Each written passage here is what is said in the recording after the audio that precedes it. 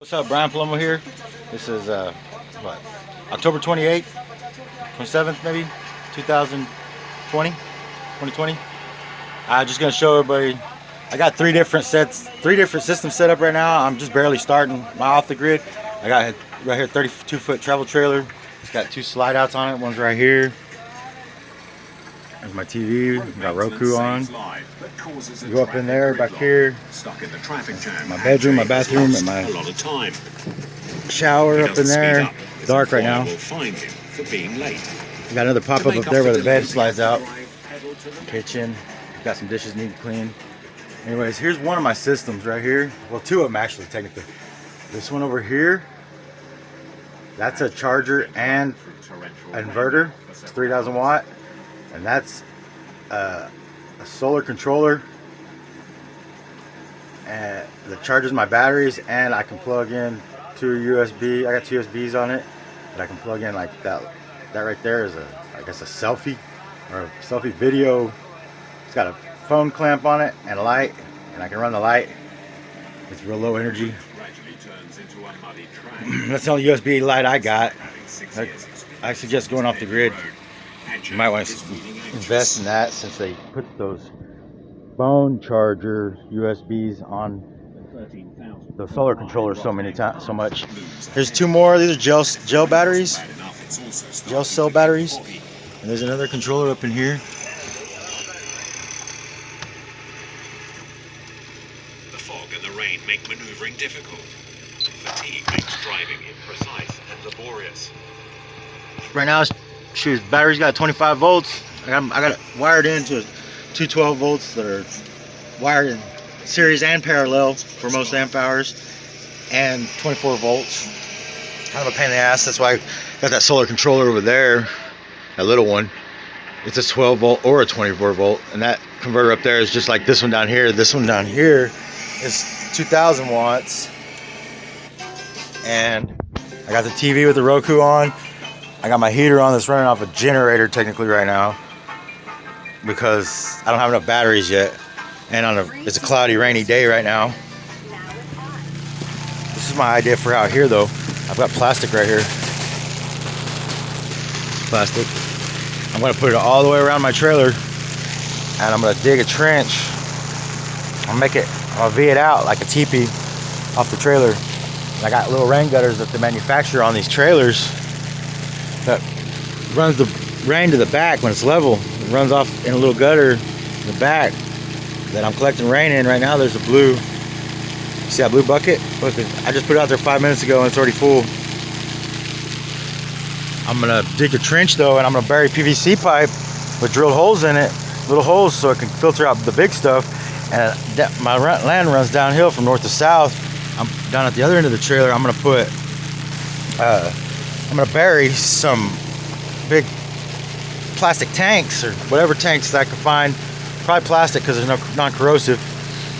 My dishes are out there soaking right now, or I'm collecting all the water I can right now. I just moved here a couple months ago. I should have already done this. I'm kind of beating myself up over it, not thinking of this sooner, because I don't have all this plastic up yet, and it's almost winter time. But you know, you gotta go with your financial situation. I'm not rich, so, but this is my way to sustain and be off the electric grid and be off the water system. It's not nothing against the government. It's not nothing against my state. It's just so I don't have to rely on anybody for anything, maybe my family. So under here also, after I get this plastic pushed out and in the ground, where it runs right into a PVC pipe going around the outside of my trailer down to those tanks, I'll put in a reverse osmosis filtration system with a water pump and a water line that runs back up into my trailer, just like I have a house with a foundation. You know, I'll have all my running water to each sink and the toilet, but I'll still be collecting water out of the air like this, so I won't have to use a system with chemicals in it. You know, you can use I'll add the UV filtration system to it too, because I like my water real clean. What goes into my body, I like to be clean. You know, and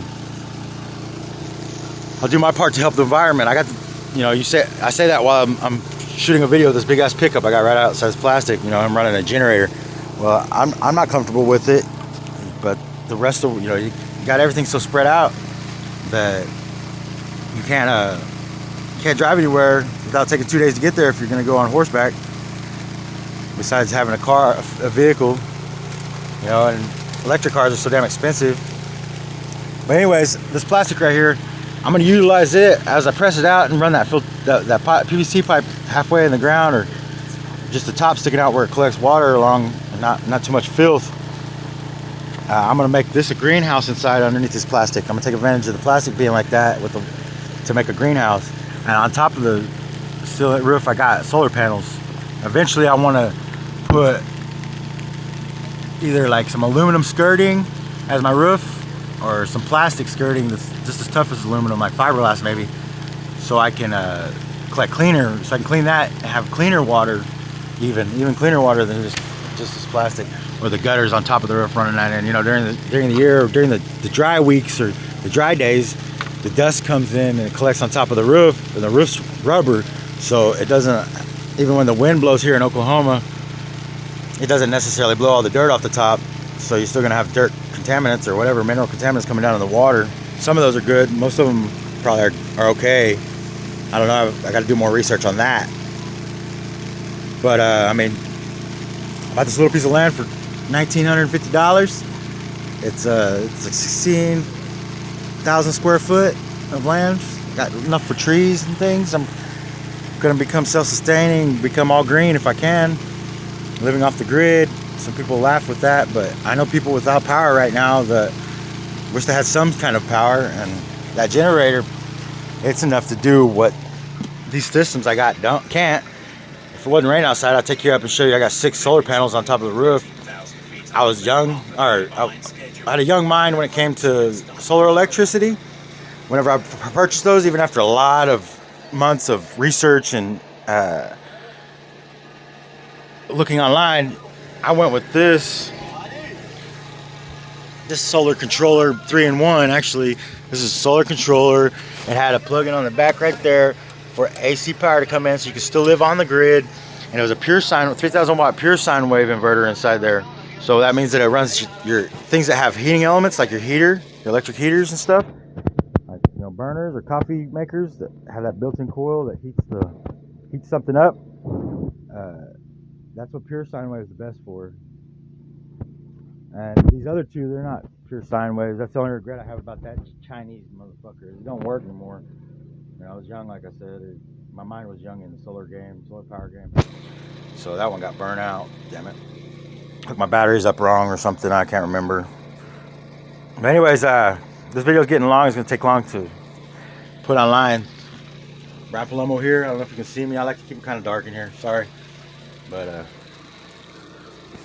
you know, I also got these going on too. So, that takes the most energy right there, probably. Well, unless you run a microwave for a couple minutes.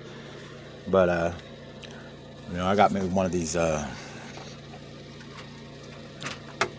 See that right there? Lets me know how many watts it's using, amps, amp hours, all that stuff.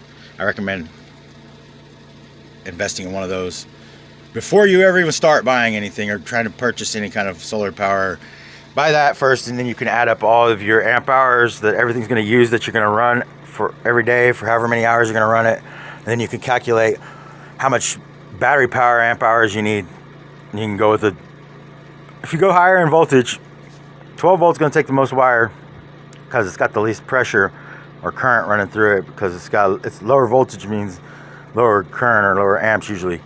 You know, if you want to push something with these 12 volt batteries, you got to have a bigger wire, or your wire has to be really short. It has to be like a short connection like this. This is only like a 3-inch connection that I made myself personally, you know. And I got this is like a 8-gauge wire. I'd say it's not that little. It's like 6-gauge actually. This is a 4-gauge maybe, or 2-gauge. I think it's just 4 though. I'd like to go even smaller, but this is a 24 volt system, and that's what I'm getting at is 24, 48 volts, 12 volts. These come with solar, you know, for the solar stuff, and converters usually, or inverters. You know, see that sticker right there? It says only a 12 volt or 24 volt system. There's no other options. That's what the output is. You know, all these 120 volt appliances. You got most of your appliances use 12 volt or go down to a DC voltage, which is what your car battery runs off of. And all the power packs, you know, the little boxes that come, you plug into the wall that comes with a new electronic that you buy, they all have inverters and converters inside of them that reduce it down to 12 volt power supply. So, you know, most of your stuff can run off the grid anyway, off a 12 volt battery. If you look at it and you see the power supply output that it needs, or the input supply that it needs, you know, or whatever, for the product to work, not for what comes through the box and what the box does that you plug into the wall, if you don't know what I'm talking about. Anyways, this video's getting long. Brian Paloma here, just showing you what's up. You know, it's snowing in some places in my state right now, and where I used to live over there on the west side of Oklahoma. Over here almost on the east side by Lake Eufaula now. It's snowing and ice. Well, ice is, it's cold enough. The rain over there is freezing, and it gets heavy on the trees, so there's a lot of tree limbs coming out on power lines over there. And that's my point about making this video, is that I'm showing you guys that even if you still live on the grid, it's nice to at least have a backup power supply. Think about it. So even if you don't go off the grid, invest in something like these inverters. It'll heat your house for a little while. You know, having a fireplace built in is not a bad idea either. If you can be fortunate enough to come across somebody not selling one for an arm and a leg. Property's getting so high, it's ridiculous.